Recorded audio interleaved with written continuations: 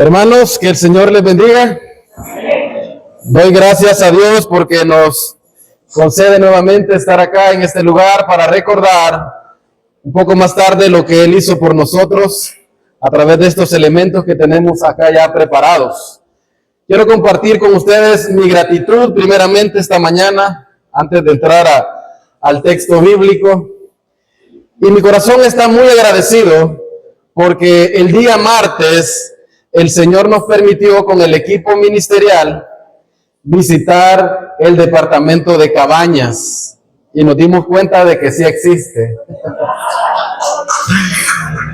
A través de la superintendencia nos enteramos de un pastor llamado Edgardo Sánchez, que tiene más de 40 años en el ministerio, solo tiene el 6% de su vista y sigue ministrando en dos campos que tiene en un pueblo que se llama Tejutepeque. No sé quién lo conoce, era primera vez que estaba en ese lugar. Y no íbamos con las manos vacías, sino que tomamos la decisión de que su ofrenda misionera, hermanos, se la dimos a este hermano, en gran necesidad. Además, la iglesia puso otra parte y le dimos una bendición a este hermano de $150. Y él envía sus saludos. Y pronto ustedes van a ver sus saludos. Nosotros íbamos para animar al hermano, pero nosotros salimos más animados, hermano. Al ver el contexto de ese pueblo y al ver la situación en la que este hombre ministra. Así que estamos agradecidos por eso y agradecidos por ustedes, porque están ofrendando cuando se recolecta esta, valga la redundancia, ofrenda misionera. Muy agradecido también porque el día miércoles hicimos un cambio en el estudio bíblico y el hermano Alberto Martínez, que está ya sentadito junto a su esposa, estuvo acá dando su testimonio de cómo el Señor lo sacó de esa terrible condición, ¿verdad, hermano? Acá nos enseñó unas fotos él en el proyector y su familia, su mamá, sus hermanas estuvieron acá también agradeciendo a la iglesia por sus oraciones y por el apoyo mostrado al hermano Alberto. Y luego el viernes estuvimos acá también orando 3 horas de oración. Así que el Señor ahora nos concede estar acá. Así que muy agradecido, hermanos, por esta semana que el Señor nos ha permitido vivir. Y hoy quiero hablar de un texto muy conocido, un texto que leemos siempre que participamos de los elementos. Es decir, es un texto que creo que hasta usted se puede de memoria, porque lo leemos cada primer domingo de mes. Y le estoy hablando de Primera de Corintios, capítulo 11. Por favor, busquen su Biblia, Primera de Corintios, capítulo 11, téngalo listo. Ahora, yo le quiero hacer una pregunta. ¿Qué es lo más fácil que nosotros olvidamos? ¿Qué es lo que usted olvida más fácilmente? No sé, piense. ¿Qué es lo que usted olvida más fácilmente? Hermana Katy, ¿qué dice? La llave, dice. Y aquí las anda, ¿verdad? Otros olvidan los lentes. ¿Y cómo los anda? Puesto, ¿verdad? Otros olvidan fechas importantes. Imagínese que usted olvida el aniversario. Dios mío. Otros olvidamos fechas de cumpleaños y otros olvidamos los nombres de las personas. Entonces eso suele sucedernos. Pero hay algo que también olvidamos con demasiada facilidad. Y escuche, ¿qué es? Algo que nosotros olvidamos es el Evangelio. Hermano, ¿y cómo es eso que usted está diciendo? Es que yo no estoy diciendo que usted deja de creer, no. Nosotros creemos el Evangelio. Cuando yo digo que a veces nosotros olvidamos el Evangelio, es porque no estamos viviendo de acuerdo a lo que el Evangelio proclama. En ese sentido, cuando usted y yo no vivimos de acuerdo al Evangelio, ¿qué es lo que pasa? Que hemos olvidado el Evangelio en esa etapa que estamos pasando. Así que cuando nosotros vamos a 1 Corintios capítulo 11, versos 17 al 34, hermanos, el Señor nos deja una ordenanza acá que nos obliga una y otra vez volver a recordar el Evangelio. Este texto que nosotros leemos. Por eso es hermoso. Así que, mire, si a usted se le queda lo que le voy a mencionar esta mañana, ahorita ya estuvo. La cena del Señor, hermanos, nos recuerda el Evangelio y nos llama a vivir a la luz de Él. La cena del Señor, se lo repito, la cena del Señor nos recuerda, ¿qué cosa? El Evangelio, y nos llama a vivir a la luz de Él.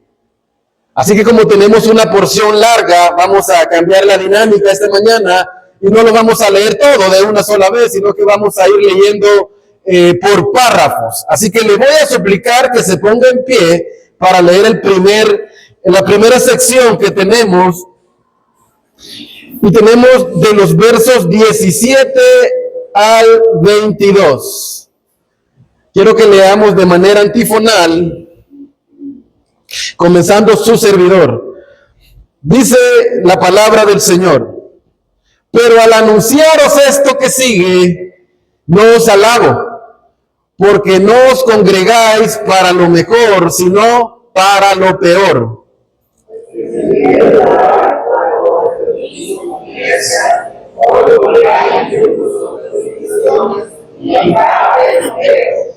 Porque es preciso que entre vosotros haya disensiones, para que se hagan manifiestos entre vosotros los que son aprobados.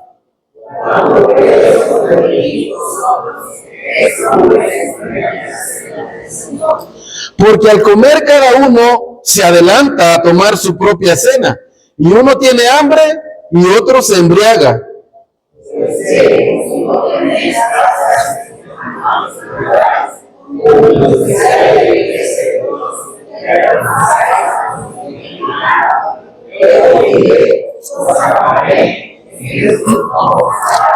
Padre, te doy gracias por este tiempo que tú nos permites estar nuevamente en este lugar, Señor. Gracias porque este día recordamos algo sumamente importante, Señor. El Evangelio. El Evangelio que cambió nuestra vida, Señor, radicalmente.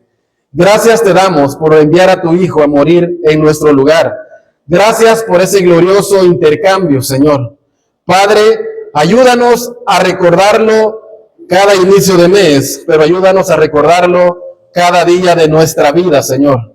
Ayúdanos a vivir a la luz del Evangelio que nosotros profesamos creer, Señor. Ayúdanos a vivir a la luz de este glorioso mensaje, Señor. Habla, por favor, a tu pueblo esta mañana. En el nombre de Cristo Jesús, oramos. Amén. Bien, puede tomar su asiento. Hermano, este pasaje de la Escritura es un pasaje que deberíamos de predicarlo al menos una vez al año, para que nosotros recordemos y le demos valor a lo que significa estos elementos que tenemos aquí presentes. En estos versículos del 17 al 22, lo primero que yo quiero que veamos esta mañana es el contexto de la iglesia de Corinto. El contexto de la iglesia de Corinto. Si usted ve en el capítulo 10, versículo 17, Pablo ya había mencionado algo acerca de la Santa Cena. Y escuchen lo que él dice. En el versículo 17 del capítulo 10, dice: siendo uno solo el pan, nosotros, con ser muchos, somos un cuerpo, pues todos participamos de aquel mismo pan. Es decir, cada vez, hermanos, que participamos de la cena, estamos proclamando que Cristo derribó las barreras que nos separaban y ahora nosotros creemos y profesamos que somos una sola familia en Cristo. Amén. Ok, sin embargo, cuando nosotros vemos el contexto en esta iglesia de Corinto, en esta iglesia estaba ocurriendo algo muy triste. La cena del Señor no estaba fortaleciendo la unidad de la iglesia, sino que estaba poniendo en evidencia las profundas divisiones que existían entre ellos. Ahora, yo no sé si usted sabía, pero en la iglesia del primer siglo, la cena del Señor no se celebraba como nosotros lo hacemos hoy en día. No se celebraba de esta manera. Los creyentes en la iglesia primitiva acostumbraban a reunirse y compartir una comida conocida como el ágape o el banquete del amor. Y junto a esa comida participaban de los elementos, o después de esa comida participaban de los elementos. Pero el problema que estaba sucediendo en la iglesia de Corinto era que los creyentes que tenían más billete, más plata, llegaban a la cena del Señor con abundancia de comida. Llegaban con toda clase de manjares. Llegaban incluso con su botella de vino. Mientras los hermanos que tenían menos recursos apenas tenían algo para comer. En esta cena que realizaban los hermanos, algunos terminaban satisfechos al extremo, pero otros quedaban con hambre.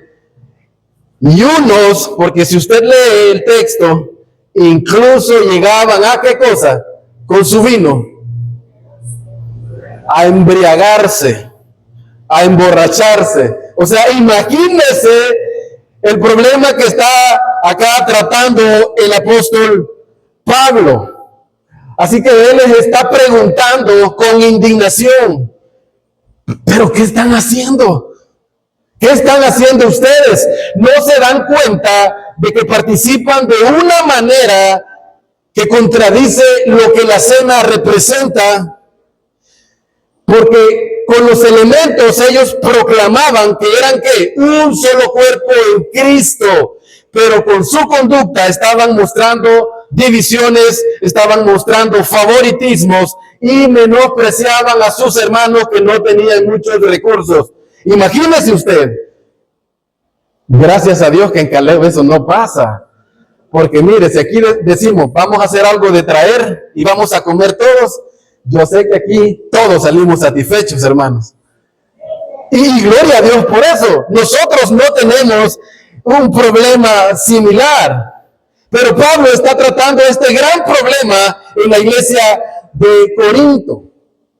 Así que yo quiero decirle algo. El problema no era comer. No. El problema tampoco era comer más que otros. Porque cuando hay comida, usted ya ha notado, ¿verdad? Que hay unos que comemos más que otros. Es más, cuando yo voy con mi familia, o sea, tengo que comer lo que deja la Ariana, pues.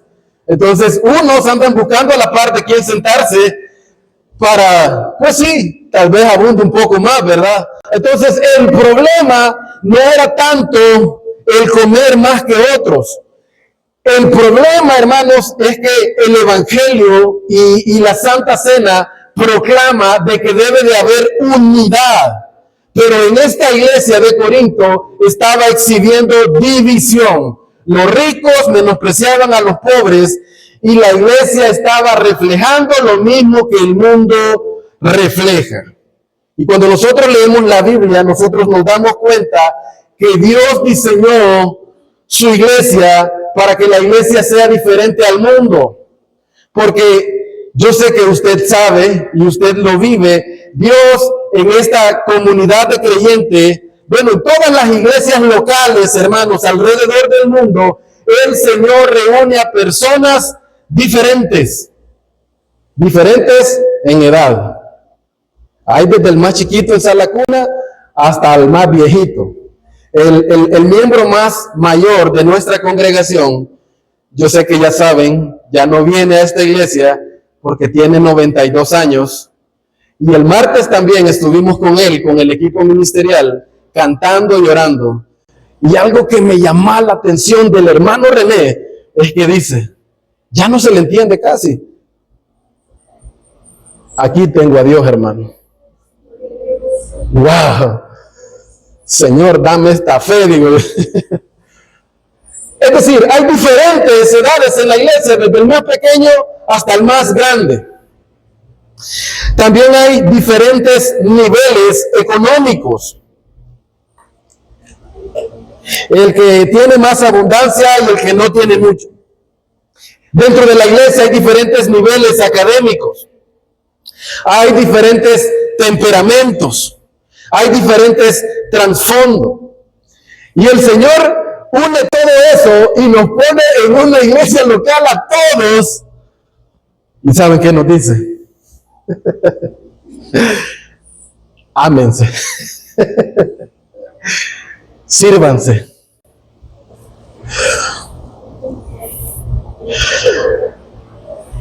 Y precisamente, hermanos, el servirnos y amarnos y vivir en unidad es lo que le muestra al mundo de que el evangelio transforma.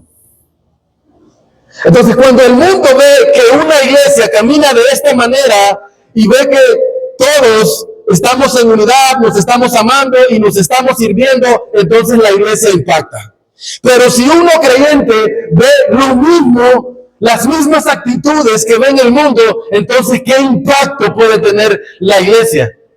Ninguno. Y aquí es donde este pasaje, hermanos, nos confronta a nosotros. Tal vez nosotros no tenemos los mismos problemas que tenía Corinto, donde unos tenían más comida que los otros y ni siquiera eran capaces de compartir con sus hermanos. No, nosotros no tenemos ese problema. Pero debemos preguntarnos si nuestras relaciones reflejan la unidad que celebramos en la mesa del Señor, tal como dice el capítulo 10, versículo 17, donde dice que todos somos uno en Cristo. ¿Por qué? Porque ¿cómo podemos participar de la cena proclamando que somos un solo cuerpo si guardamos resentimiento contra un hermano? ¿Cómo podemos? ¿Cómo podemos recordar el sacrificio de Cristo mientras nos negamos a reconciliarnos con los mismos creyentes? ¿Cómo podemos? Así que la cena del Señor, hermanos, nos recuerda no solo que Cristo nos reconcilió con Dios, sino nos debe recordar que Cristo nos reconcilió entre nosotros para que seamos uno.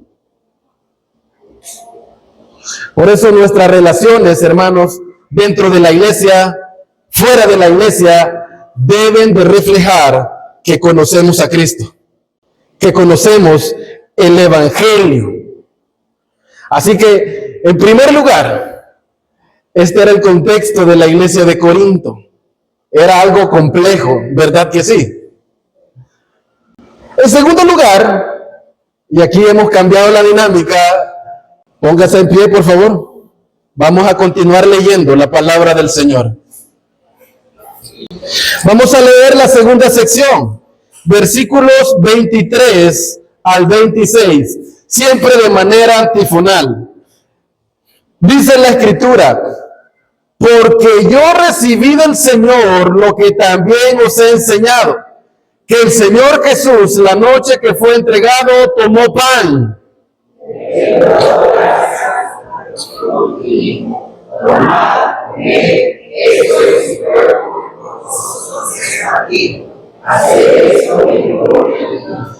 Asimismo, tomó también la copa después de haber cenado, diciendo: esta copa es el nuevo pacto en mi sangre. Haced esto todas las veces que la bebiereis en memoria de mí.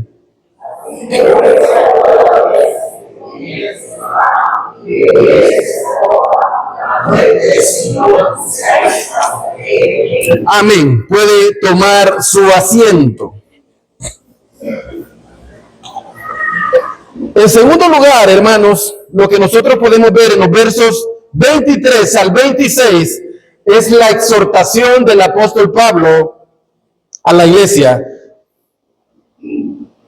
Después de mostrarnos el problema de Corinto, Pablo va a pasar a mostrarnos el verdadero significado de la cena del Señor.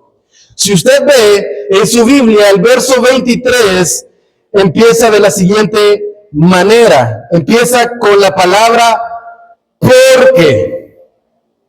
Es decir, Pablo está explicando por qué los corintios no podían seguir comportándose de la manera en que lo estaban haciendo.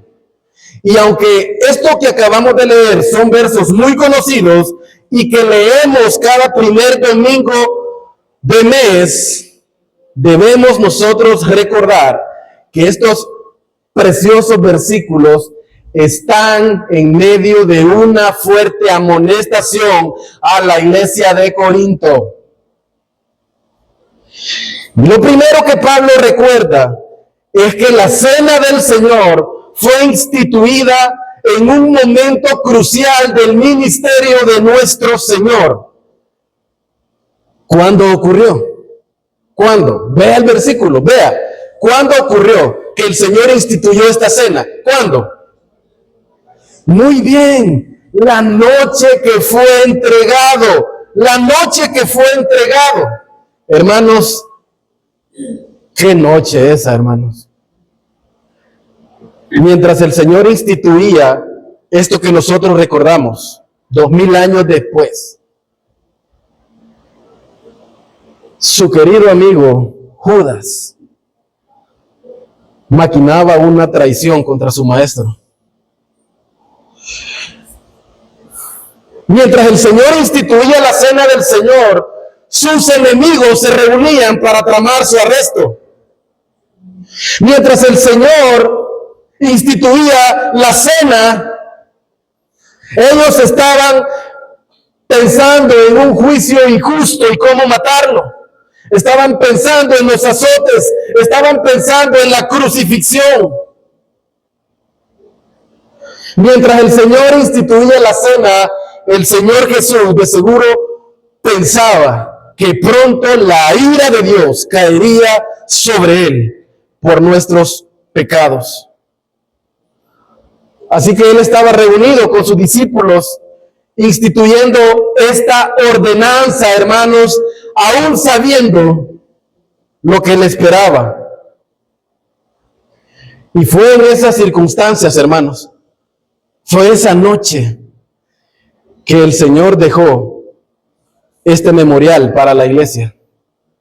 Y ahora usted y yo seguimos recordándolo cada inicio de mes. ¿Hasta cuándo lo vamos a hacer, hermanos? Como dice el texto, hasta que Él vuelva. Es decir, este servicio debe ser de suma importancia para cada creyente genuino. El culto de la mesa del Señor. Y me atrevo a decirle, no hay excusa, hermanos, no hay excusa. A menos que esté como el hermano René, ¿verdad? O como la hermana Sonia Mata, o como otros hermanos, o por trabajo de veras que no puede usted escaparse de él. Pero es muy importante, hermanos, que cada primer domingo de mes que nosotros recordamos lo que Él instituyó esa noche, usted y yo nos hagamos presente a este lugar para recordar lo que el pastor dice. No, hermanos, no. Para recordar lo que el Señor instituyó esa noche. Y eso nos lleva a una pregunta muy importante. ¿Y cuál es la esencia de esta celebración? ¿Saben? La respuesta a esta pregunta es muy sencilla. Y es la esencia es Jesucristo. Jesucristo, esa es la respuesta. Miren, no nos reunimos simplemente para recordar lo que Él dijo. nos reunimos, hermanos, para recordarlo a Él, para recordar su amor, para recordar su gracia, para recordar su disposición de venir a salvarnos a costa de todo el sufrimiento y aún a costa del propio sacrificio de su vida. Por eso nosotros venimos acá. Y por eso Él nos dejó una ordenanza visible, hermanos. Nos dejó elementos que podemos ver, elementos que podemos tocar, que podemos saborear, como un recordatorio del Evangelio de que Él murió por nuestros pecados. Por eso nosotros hacemos esto. Así que cada vez que nosotros participamos de ello, Cristo nos está diciendo: nunca olviden lo que yo he hecho por ustedes. Nunca, nunca lo olviden. Ahora bien, hermanos, estos elementos no se convierten en el cuerpo y la sangre literal de Cristo. Y aquí quiero hablar de algo y no quiero dañar sensibilidades, por favor. Porque la iglesia del Estado, y usted sabe cuál es, la iglesia del Estado enseña esto, que el pan y el vino se convierten literalmente en su cuerpo y en su sangre. Y ellos lo conocen como la doctrina de la transubstanciación. Creo que lo pronuncié bien. Eso es lo que ellos enseñan. Pero nosotros, hermanos, enseñamos que son símbolos que apuntan a una realidad espiritual mucho más grandiosa. Cuando el Señor en aquella noche instituyó esta ordenanza, Él estaba presente físicamente. Y aún así Jesús dijo: esto es mi cuerpo. Ve el texto, dice: esto es mi cuerpo. Además, cuando leemos el Evangelio de Juan, nosotros podemos ver que Él utilizó frecuentemente un lenguaje figurado para enseñar verdades espirituales. Cuando usted abre la Biblia en el Evangelio de Juan, capítulo 6, Jesús dice: yo soy el pan de vida. Y más adelante, Él explica que venir a Él y creer en Él es lo que da vida eterna. Así que comer su carne y beber su sangre no significa participar de un rito físico para obtener salvación, sino de apropiarse por la fe, hermanos, de Cristo, abrazar su persona y confiar plenamente en su obra redentora. Y hay una razón más por la cual sabemos que los elementos no se transforman en el cuerpo y en la sangre literal del Señor. Porque si eso pasara, hermanos, cada vez que nosotros celebramos la cena, Cristo fuera sacrificado nuevamente. Eso es lo que pasaría. Y estaríamos contradiciendo la enseñanza del Nuevo Testamento. Porque cuando usted va a una carta como la de los Hebreos, nos enseña que Cristo fue ofrecido una sola vez y para siempre. Y nosotros sabemos que su sacrificio fue perfecto, completo y suficiente. El sacrificio de Jesucristo no necesita repetirse. Hermanos, y esa es precisamente la buena noticia del Evangelio. Nuestros pecados fueron perdonados porque Cristo pagó completamente nuestra deuda en esa cruz. Por eso, cuando participamos de la cena del Señor, no estamos repitiendo un sacrificio, sino que estamos recordando que el sacrificio perfecto ya fue consumado. Amén. Amén. Y entonces debemos preguntarnos, entonces, ¿qué es lo que Cristo quiere que nosotros mantengamos en mente mientras participamos de estos elementos? ¿Qué cree usted que es? La respuesta es: ¿hasta qué punto Él nos amó? Eso quiere que Él recordemos. Cuando usted toma el pan, usted toma el vino, El Señor Jesús quiere que usted recuerde hasta qué punto Él lo amó. Porque fácilmente nosotros olvidamos el amor de Dios. Mire, así somos nosotros como hombres. Viene una enfermedad, posiblemente nos olvidemos del Señor. Viene una crisis económica, posiblemente nos olvidemos del Señor. Viene la pérdida de un ser querido, posiblemente nos olvidemos del Señor.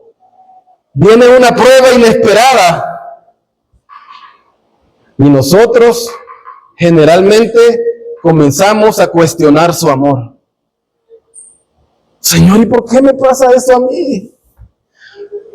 Y que no soy tu hijo, Señor. Y que no me amas, Señor. Hermanos, no debemos interpretar el amor de Dios a la luz de las cosas que nos están sucediendo. Debemos interpretar las cosas que no suceden a la luz de la cruz. Así que cada vez que usted y yo participamos de la cena, Cristo nos recuerda cuánto nos ama. Cada vez que nosotros recordamos esto, Él nos está recordando, te amo, hijo, porque di mi vida por ti en la cruz. Y por eso Pablo insiste una y otra vez en este versículo. ¿Hasta qué punto Él nos amó? Vea el texto. La noche que fue entregado. Mi cuerpo que por vosotros es partido. Esta copa es el nuevo pacto en mi sangre. La muerte del Señor anunciáis hasta que Él venga. Así que, hermanos, esto que nosotros recordamos cada primer domingo de mes existe para que nunca olvidemos que Cristo murió en nuestro lugar y llevó sobre sí el castigo que nosotros merecíamos. En ese sentido, hermanos, ¿cómo debemos participar nosotros de esto cada primer domingo? Bueno, veamos qué dice Pablo. Póngase en pie, hermanos, y leamos la siguiente sección. Versículos 27 al 34. Dice la palabra del Señor. Leemos de la misma manera. De manera que cualquiera que comiere este pan o bebiere esta copa del Señor indignamente, será culpado del cuerpo y de la sangre del Señor.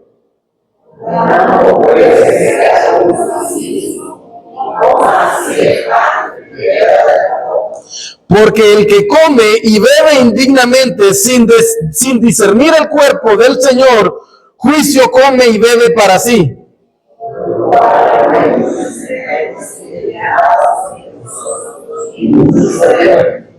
Si pues nos examinásemos a nosotros mismos, no seríamos juzgados.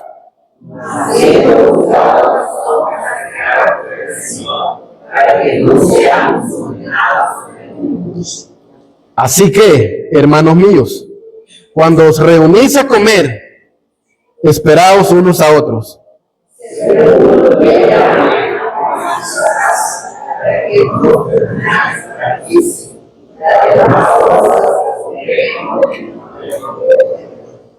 Puede tomar su asiento, hermano.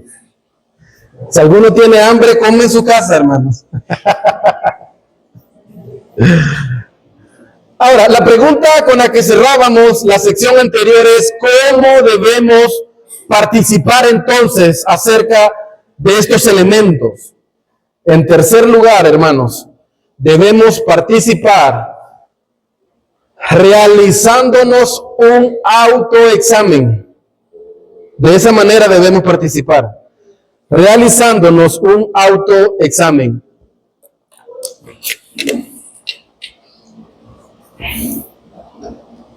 Ahora, después de que nos mostró el apóstol el significado de la cruz, ahora él nos dice cómo debemos acercarnos a la mesa del Señor. Mire, yo quiero decirle algo esta mañana, porque hay muchas personas que por A, B, C, D, F, o sea, todo el abecedario hasta llegar a la Z, de la A a la Z podemos decir, no participan de los elementos, hermanos. No sé por qué. O sea, si hay pecados no confesados, no sé. Pero recuerdo en mis dorados tiempos, cuando era un joven, y muchos de ustedes me conocieron, miren, cuando llegaba la hora de la Santa Cena, adivinen qué hacía su servidor. Se levantaba y se iba para el baño. Imagínense, pues, yo hacía eso, hermanos. Ahora, lo que le quiero mencionar, hermanos, es que por naturaleza, todos, escuche, todos somos indignos de participar. Punto. Por naturaleza, todos somos indignos de participar de esta celebración. Es decir, ninguno es digno de sentarse a la mesa del Rey para participar por esta obra redentora de Cristo. Por nuestros propios méritos nadie puede, pero todos sabemos que por la gracia de Dios y por la muerte de Él en la cruz y por ese glorioso intercambio, ahora podemos participar, hermanos. Podemos hacerlo porque Él nos llamó y porque Él nos lo permite, hermanos. Mire qué bendición. Así que por eso estamos acá, porque estamos agradecidos por lo que Él hizo por nosotros.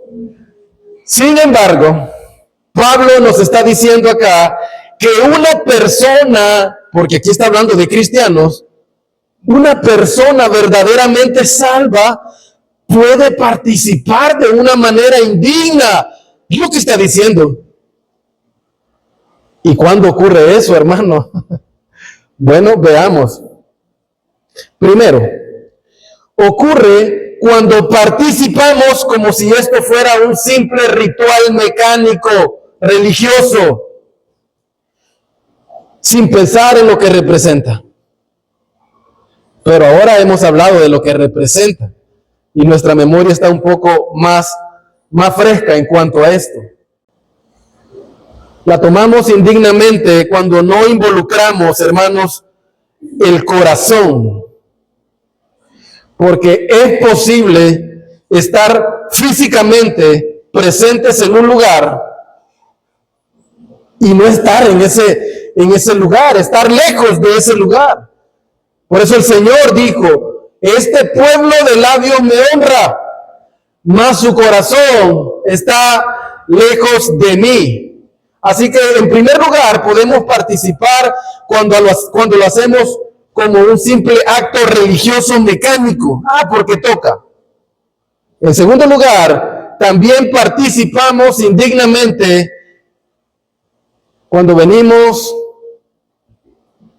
con amargura en contra de otros hermanos y nos hemos negado a perdonar. Y con esa actitud, hermanos, lo que estamos haciendo es negando lo que la cena representa. Y cuando esto sucede, hermanos, es porque hemos olvidado que el pecado de ese hermanito que me ofende también ya fue perdonado en la cruz del Calvario. Escuche eso, hermano. A veces nosotros pasamos de largo acá, sin saludar, sin ver. O sea, y está bien cuando andamos precisos. Miren, y yo apelo a la madurez de todos acá, hermanos. Cuando eso sucede, usted no se moleste. O sea, no hay ningún problema que alguien no lo salude. Posiblemente el hermano andaba preciso, le llamaron y tiene que irse. No, pero ya nosotros comenzamos a pensar, qué bárbaro este hermano, ¿verdad? No me saludó. Ahora, la persona que tiene esta actitud y adrede lo hace y pum, porque no le quiero hablar. Entonces aquí ya hay un problema. Se me ha olvidado a mí que el pecado que ese hermano cometió ya fue perdonado en la cruz del Calvario. Y cuando nosotros guardamos todo ese resentimiento y esa amargura, ¿saben qué es lo que estamos diciendo? Señor, muere de nuevo en la cruz, por favor. Esa es la actitud que estamos nosotros manifestando. Pero Cristo, hermanos, canceló la deuda por completo de todos. En tercer lugar, participamos indignamente cuando mantenemos una actitud consciente de rebeldía contra Dios. Cuando hay pecados en específicos que sabemos que debemos confesar y abandonar, pero nos negamos a hacerlo. Y Pablo dice, miren, todas estas cosas son muy serias delante de Dios. Son muy serias. Mire, su servidor conserva algunos audios de mi mamá y de mi papá. Y cuando cambié de celular, se me perdieron varios. Entonces, creo que Dani o mi hermano me mandaron unos, donde mi mamá está cantando. Creo que mi hermano le dice en un audio, mamá, ponga café. Y ella le responde en ese audio, ¡au! Cuando vos vas, yo ya vengo, y se ríe, ¿verdad? O sea, son cosas que hoy para mí, o sea, para mi hermano y para la familia, o sea, simbolizan algo muy importante, hermanos. Ahora, yo entiendo que esos audios no son mis padres, no, nada que ver. Son simplemente archivos digitales almacenados en un drive. Eso es nada más. Pero cada vez que los escucho, hermanos, inmediatamente los recuerdo. Hace 2 semanas estaba en la oficina y estaba viendo una foto de ellos.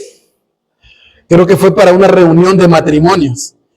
Y estaban, en la foto ellos aparecen riéndose y se están comiendo un tamal cada uno. Entonces yo vi que como que ellos estaban riendo conmigo. Y yo comencé a llorar y comencé a escuchar sus audios.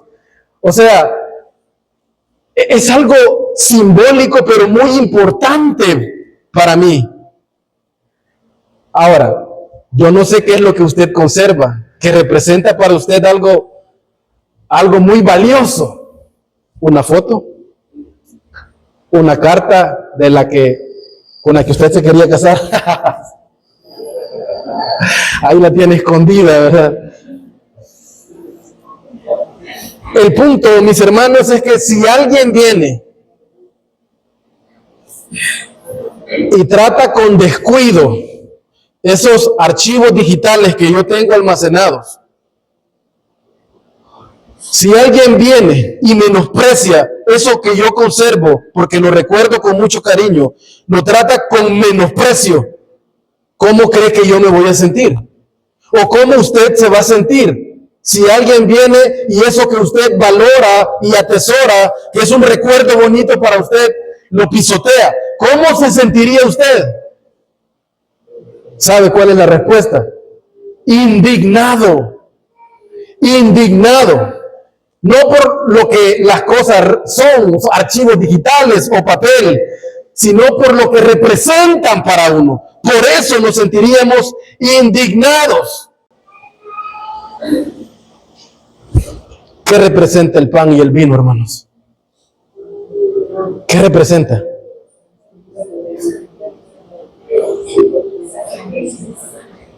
¿Y cómo debemos tratar nosotros estos elementos?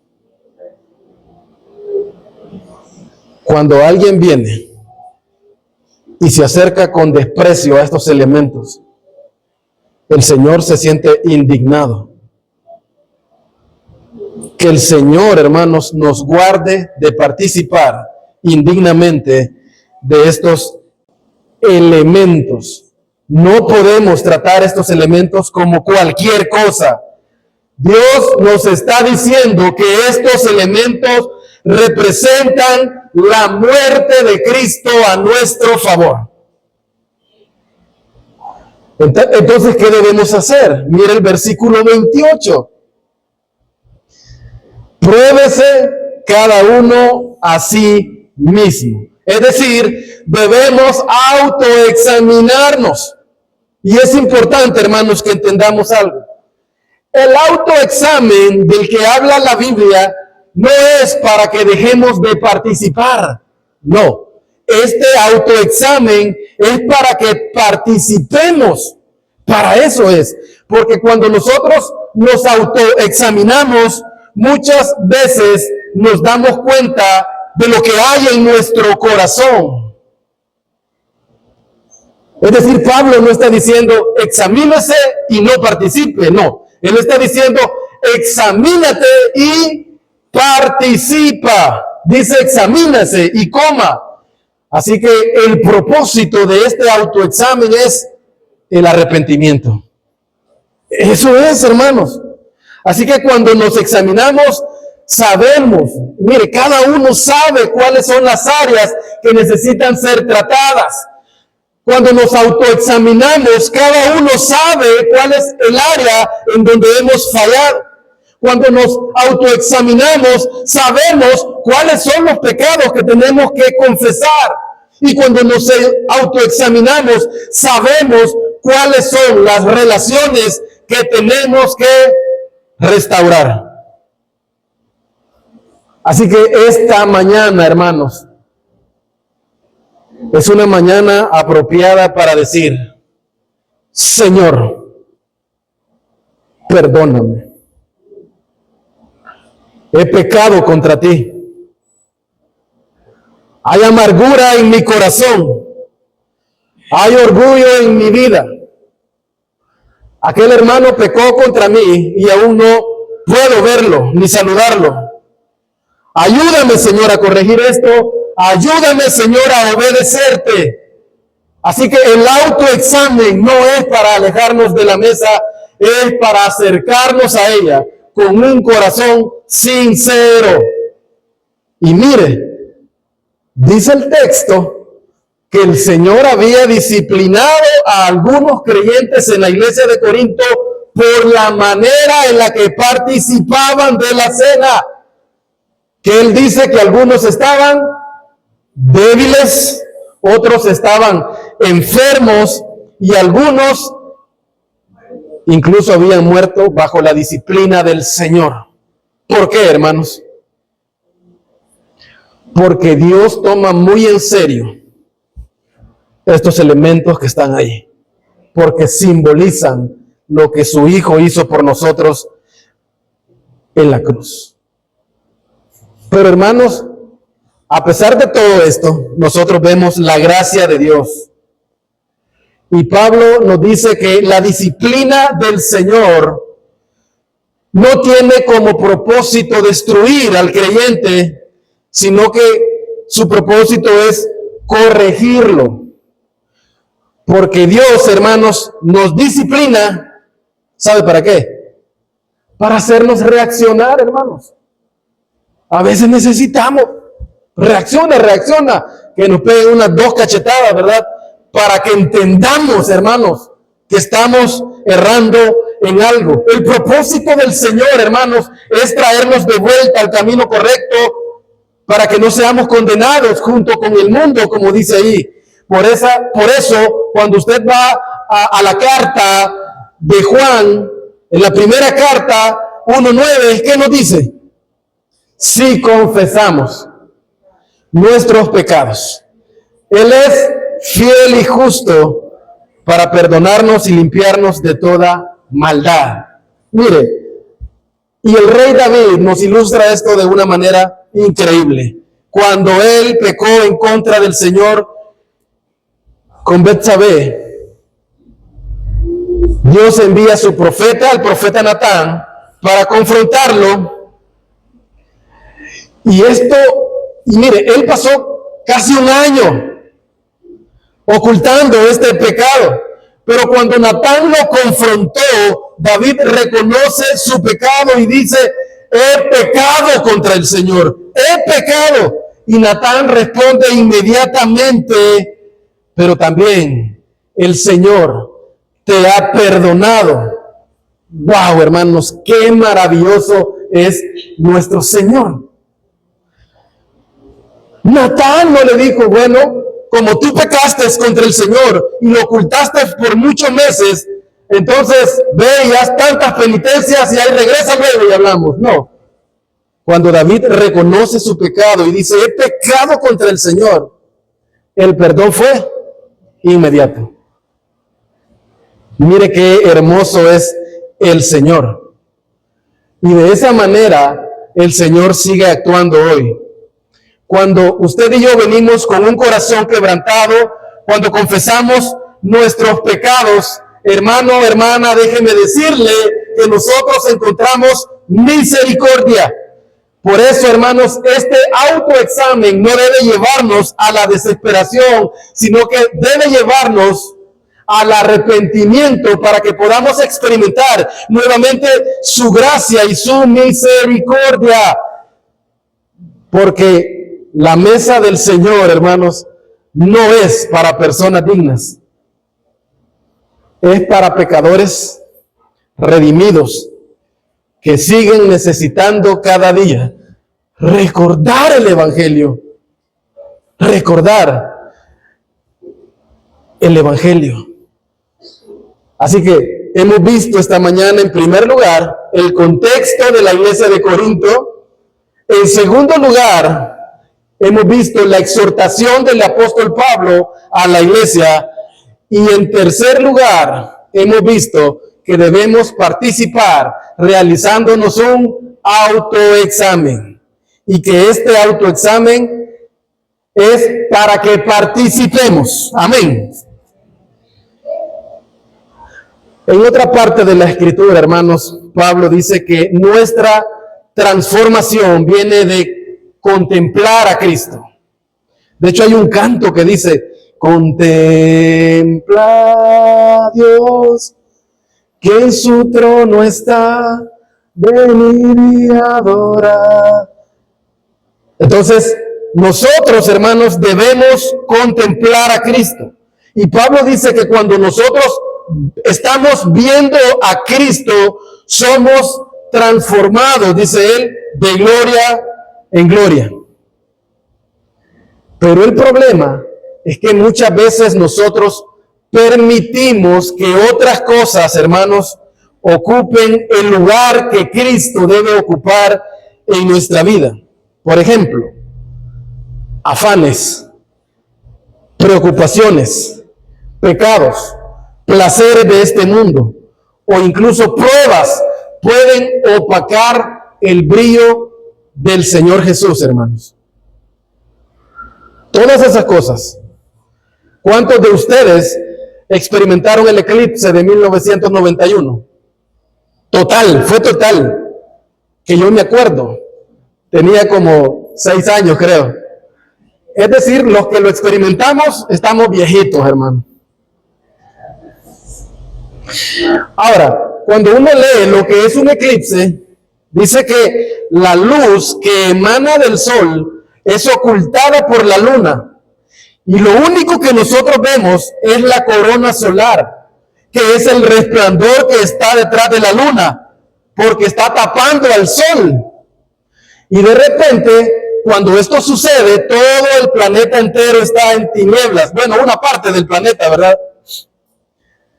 Entonces, hermanos, cuando otra cosa está ocupando el lugar de Cristo en nuestra vida, podemos decir que Cristo queda eclipsado por esas cosas y nosotros no podemos ver su brillo, no podemos ver su gloria. Entonces comenzamos a perder el gozo, la gratitud y la comunión con Él.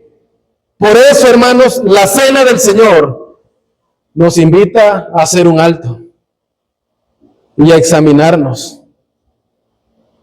Y la pregunta que nos debemos hacer es, o la que no debemos hacer es, ¿Cristo ha dejado de ser suficiente, hermanos? No. La pregunta es, ¿qué se ha puesto entre Cristo y yo, para que ya no lo esté viendo como realmente es Él. Necesitamos ver a Jesús, hermano.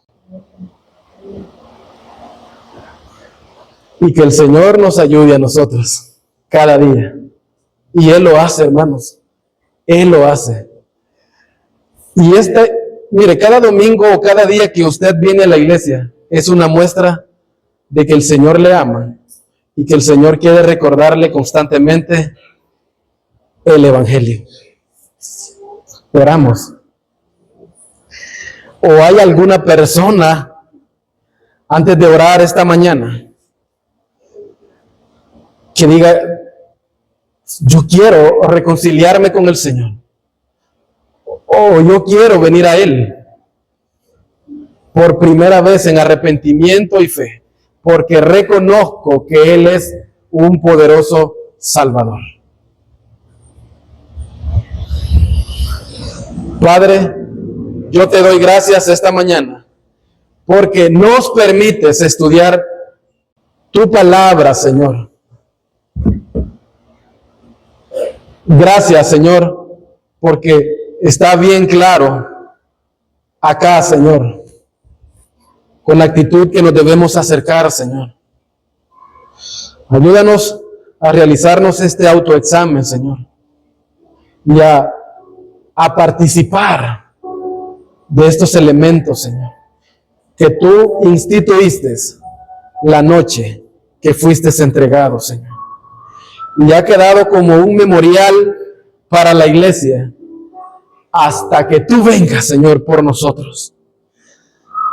Y creemos firmemente, Señor, que un día tú vendrás por nosotros, Señor. Alabado sea tu nombre.